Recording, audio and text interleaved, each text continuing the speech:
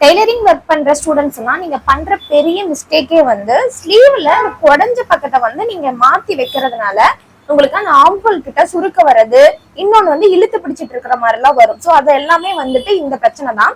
குடையிறது வந்து நம்ம கரெக்டா கொடுத்தாலும் இந்த மாதிரி நீங்க ஸ்டிச் பண்ணும்போது அதை மாத்தி ஸ்டிச் பண்ணிட்டீங்க அப்படின்னா உடனே எப்படி கரெக்ஷன் பண்றதுங்கிறது இந்த வீடியோல நான் சொல்லி கொடுக்குறேன். ஏன்னா நம்ம வந்துட்டு ஒன்னு ஆப்போசிட்ல பேக் சைடு போற மாதிரி இருக்கும், ஃப்ரண்ட் பக்கம் வராம பேக் சைடு வந்து குடஞ்ச பக்கம் போற மாதிரி இருக்கும். இப்ப பாருங்க ரெண்டும் வந்து ஒரே டைரக்ஷன்ல இருக்கிற மாதிரி இருக்கா. ஆனா வந்து இப்ப நான் வைக்கிறேன் இல்லையா, திருப்பி இந்த மாதிரிதான் வைக்கும் போதுதான் குடஞ்ச பக்கம் வந்து முன் பக்கம் வர மாதிரி வரணும். அப்பதான் நீங்க பிளவுஸ்ல வந்து அட்டாச் பண்ணும்போது உங்களுக்கு அந்த ஆம்ஹோல் கிட்ட எதுவுமே எந்த சுருக்கம் வராம கரெக்டா இருக்கும். சோ இதை எப்படி கரெக்ஷன் பண்ணலாம் அப்படின்னா, மறுபடியும் நம்ம வந்து அதை பிரிச்சு நம்ம அடிச்சு அதுக்கு வந்து டைம் ரொம்ப வேஸ்ட் ஆகும். அதுக்கு உடனே நம்ம ஒரு சொல்யூஷன் தேடணும் அப்படின்னா, கரெக்டா நம்ம கீழே இருந்துட்டு அந்த ஒரு 1/2 இன்ச் எக்ஸ்ட்ரா தானே நம்ம எப்பயுமே டெய்லுக்காக வந்து எடுப்போம்.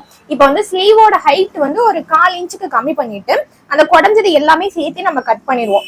இப்ப வந்துட்டு நம்ம என்ன பண்ணுவோம் அப்படின்னா, ரெண்டையும் ஆப்போசிட் டைரக்ஷன்ல போடுற மாதிரி போட்டுக்கணும். அதாவது லைனிங்கும் ஆப்போசிட் டைரக்ஷன்ல இருக்கிற மாதிரி போட்டுட்டு அதுலயே நீங்க வந்து குடஞ்சிங்க அப்படின்னா உங்களுக்கு ஃப்ரண்ட் பார்ட் வந்து குடையிற மாதிரி வந்துடும். இப்ப ரெண்டு ஸ்லீவையும் வச்சு பார்க்கும்போது ஃப்ரண்ட் பக்கம் வந்து குடஞ்சது வந்து கரெக்டா வந்துடும். இந்த மாதிரி டிப்ஸை ஃபாலோ பண்ணி பாருங்க. தேங்க்யூ.